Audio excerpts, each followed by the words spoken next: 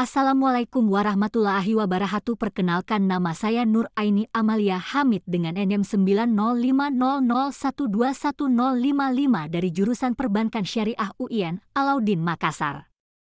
Saya ingin membahas tentang materi kerangka kerja kebijakan moneter Islam. Urgensi kebijakan moneter Islam. Fokus utama kebijakan moneter dalam Islam yakni pada pemeliharaan perputaran sumber daya ekonomi dengan hukum-hukum syariah seperti ketiadaan suku bunga dalam ekonomi, sehingga tidak ada lagi alasan bagi para pemegang dana untuk menahan uangnya di pasar keuangan. Semakin berkembang pasar keuangan akan berdampak pada peningkatan jumlah uang di pasar keuangan yang menjadikan gap antara sektor moneter dan real semakin meningkat.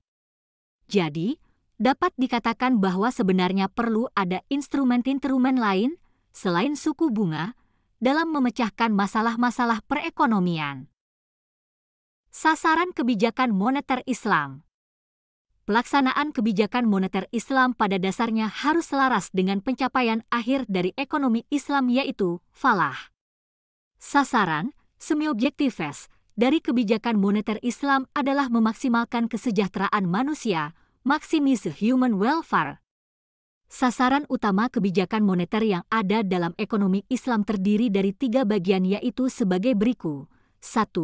Tenaga kerja dan pertumbuhan ekonomi, full employment and economic growth. 2. Keadilan sosioekonomi serta kemerataan distribusi pendapatan dan kekayaan, socio-economic justice and equitable distribution income and wealth. 3. Stabilitas nilai uang, stability in the value of money.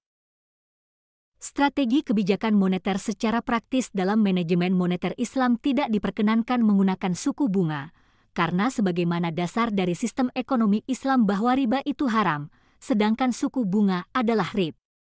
Oleh karena itu strategi moneter Islam harus meninggalkan suku bunga. Strategi moneter Islam adalah penghapusan suku bunga dan kewajiban pembayaran pajak atas biaya produktif yang menganggur, sehingga akan menghilangkan inisiatif orang untuk memegang uang idle sehingga mendorong orang untuk melakukan a. Qard, meminjamkan harta kepada orang lain. b. Penjualan muajjal. c. Murabah.